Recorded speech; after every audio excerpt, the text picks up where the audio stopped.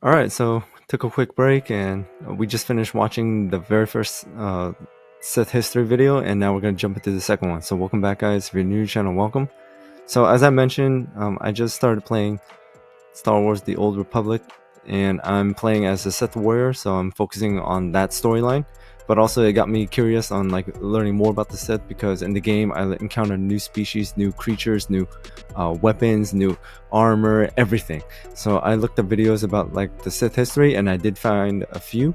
So again, the original video link will be in the description, and credit goes to the owner.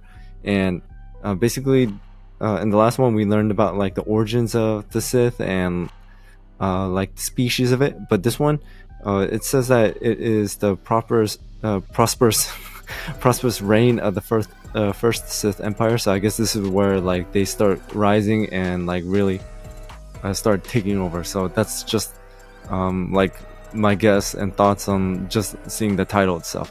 So without anything else, let's get into it. In our first video on the history of the Sith, we told the stories of a species of vicious sorcerers and a sect of fallen Jedi, two groups whose fates intertwined in 6900 BBY.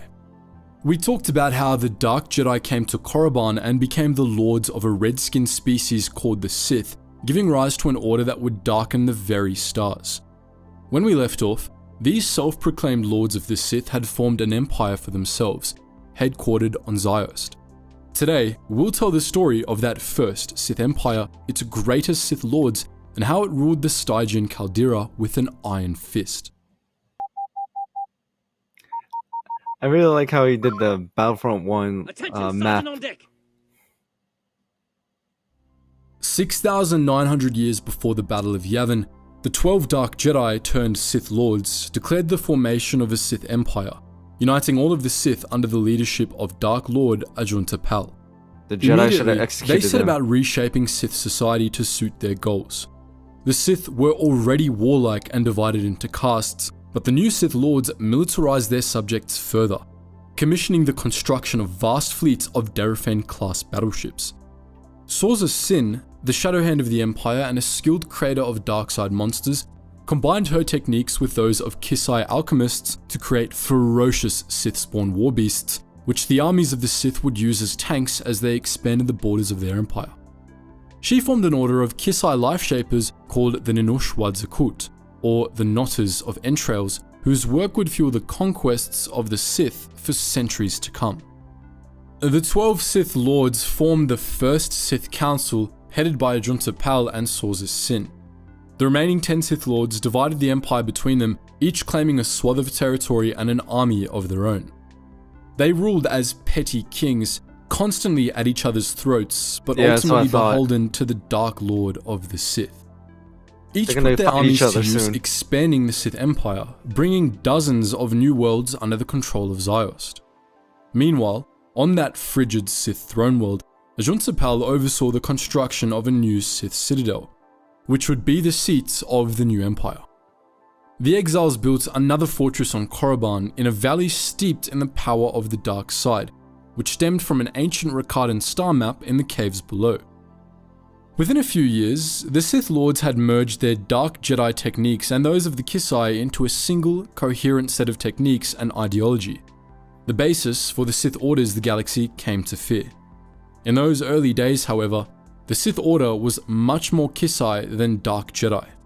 Since the Dark Jedi were few in number, they had chosen to assimilate into Sith culture rather than trying to make the Sith more Dark Jedi-like, and this was reflected in their choice of weaponry. Although the exiles had brought their proto-sabers with them to Korriban, most of them switched to using alchemically enhanced swords like the rest of the Sith, which they imbued with tremendous dark side power. Additionally, due to a general lack of alternatives, they took on Sith partners and apprentices. The alchemical techniques of Sorza Sin allowed the exiles to interbreed with the Sith, allowing their lineages to live on in Sith half-breeds. The exiles appear to have been quite prolific, as in just 2,000 years, these half-breeds were numerous enough to dominate Sith society, though they never became the majority.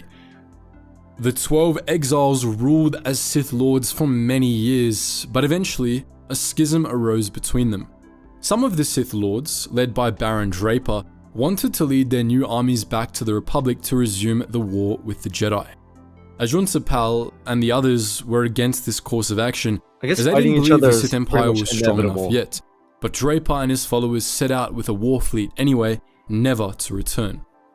They seem to have been destroyed by the First Republic fleet they encountered, accomplishing little apart from informing the Republic of the existence of a Sith Empire out in unknown space.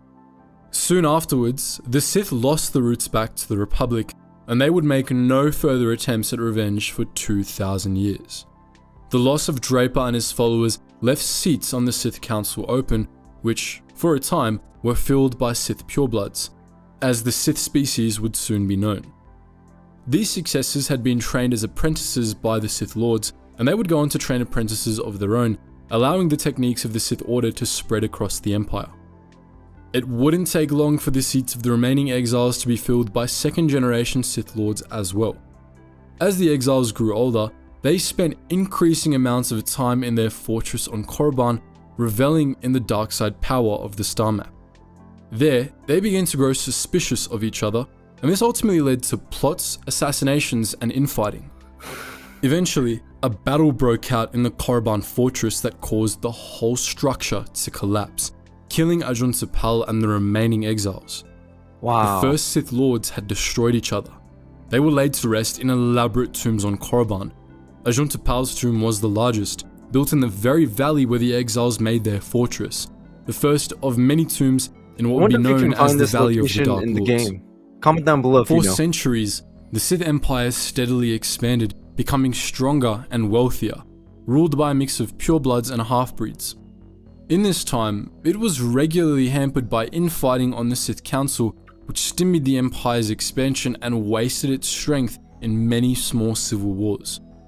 The result was an endless cycle of growth and infighting, which persisted until around 6000 BBY when the Dark Lord Tulak Hord came to power. Known to history as the Lord of Hate and Master of the Gathering Darkness, Tulak Hord was one of, if not the most powerful of the ancient Sith Lords. He was skilled in many rare dark side techniques, most notably an obscure Sith ritual that allowed him to feed off the power of his enemies during battle. Hord was also a brilliant tactician and a ruthless conqueror, but he was perhaps most known for his skill in lightsaber combat. Tulak Hord was one of only a few ancient Sith Lords that preferred a lightsaber to an alchemically enhanced sword, and he was like by far the greatest lightsaber duelist of the ancient Sith, pioneering techniques that the Sith would use for millennia. Looks like he's in the game. When he became Dark Lord of the Sith, Tulak Hord began a campaign of conquest that more than doubled the size of the Sith Empire. With his loyal Dashade servant Kemval at his side, he crushed opponents on more than 100 worlds, quashing rebellions on Yun and Chabosh and growing the Sith Empire to encompass over 120 worlds. He likely would have expanded further were it not for the Stygian Caldera, a ring of nebulae that surrounded Sith space, isolating it from the outside galaxy. The Caldera functioned as a hyperspace breakwater, making it all but impossible for the Sith Empire to expand beyond it. The ancient Sith were only able to establish major settlements on 3 worlds outside the Caldera. These were Thule, which lay just on the other side of the nebula on the edge of the Radama Void, Malachor V, which became home to an extremist cult known to history as the True Sith, and Tund, a remote world to which the Sith had sent heretics for millennia. The bulk of Sith society remained within the Caldera, which became a densely populated region divided between the 10 Sith fiefdoms. Apart from the capital of Ziost and the holy world of Korriban, important planets in the Sith Empire included Koriz, Athis, Svoltyn, Bar-Geba, and Folgai, rimwood of Ziost, Nistkar, Relg, Kar-Delba, Kreis, and Chodos in a loop between Ziost and Korriban, and Begerin, Kalsanor, Ashas Ri, Jaguada, Dramund Kars, and Bosthera in the heart of Sith space. For decades, Tulak Hord ruled all these worlds with an iron fist. Ever suspicious of challenges to his power, he kept many of his techniques secret, regularly assassinated potential rivals, and trained only one apprentice, Orton Sella. However, despite Hord's best efforts, he was ultimately betrayed and killed by his own apprentice, who attempted to usurp the title of Dark Lord of the Sith. Of course. Due to Hord's ironclad grip on power, his death left a massive power vacuum, sparking yet another long period of infighting in which the strength of the Sith was wasted in civil wars. Even as the great Tulak Horde was laid to rest in the Valley of the Dark Lords, his accomplishments were undermined by those clamoring to be his successors. The constant cycle of growth and infighting resumed and lasted for several more centuries.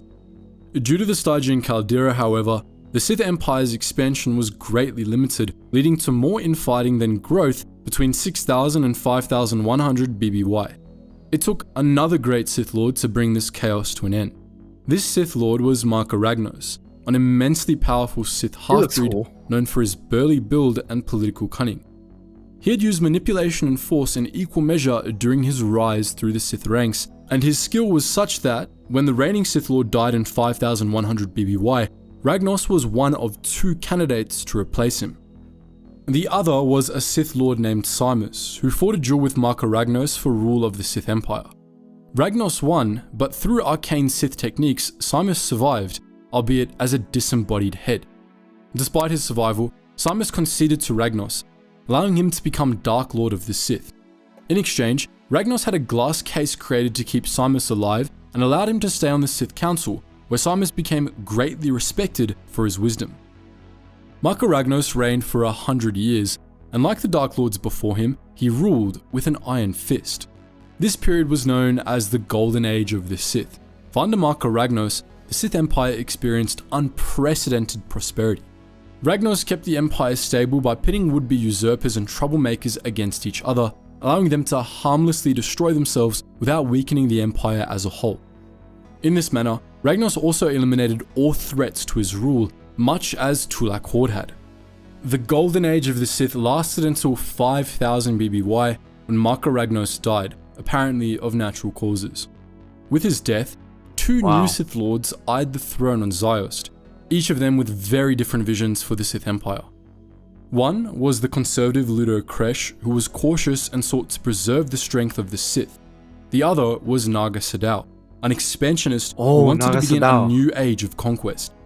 They didn't even wait for Marka Ragnos' tomb in Korriban's Valley of the Dark Lords to be sealed before drawing their swords on each other. But their battle for control of the Empire was brought to a sudden stop by the appearance of Ragnos' spectre.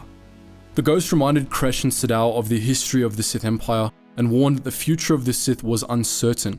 A time of great change was at hand. What he meant soon became apparent, for even as this spectre vanished, for the first time in nearly 2000 years, an alien starship appeared in the skies above Korriban.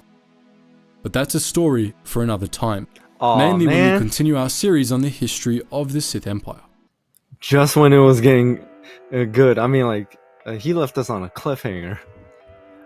But anyways, guys, so my thoughts on that video, it said that it was the golden age of the Sith Empire, and yet, I mean, like, almost half the video was just like infighting and just like destruction and like a downfall. But I guess that's how it usually is, like a downfall, and then Tulak Horde, he basically was the one who like created like major settlements and actually ruled with an iron fist, so I guess that would be considered part of it, of like how they were prosperous. But it looks like results of that infighting created like more power vacuums, and I guess that's like the way of the Sith, just like civil wars against one another. But hopefully, like there were moments like where they were unified in the past videos and things like that. So maybe in the next video or like future videos, they're gonna explain more about like how they expanded or like how they finally came together and went against the Republic and the Jedi. But overall, like if I learned anything from games, movies, and everything, there will be betrayal amongst each other. So I won't be surprised. But anyways, I really did enjoy this video, and I hope you guys enjoyed watching my reaction to it. So again, thank you guys for watching, and as always, keep an eye out for more content, and also check out my other videos I have on my channel, like my reaction videos and my other gameplays. And also, again, thank you guys so much for supporting this channel. It's growing, and also thank you on commenting and like supporting of me playing Star Wars The Old Republic, because that game is a lot of fun. Like I said, I finally found time to do it within my schedule, and I hope you guys are having an amazing day or night wherever you guys are, and I'll see you guys next time.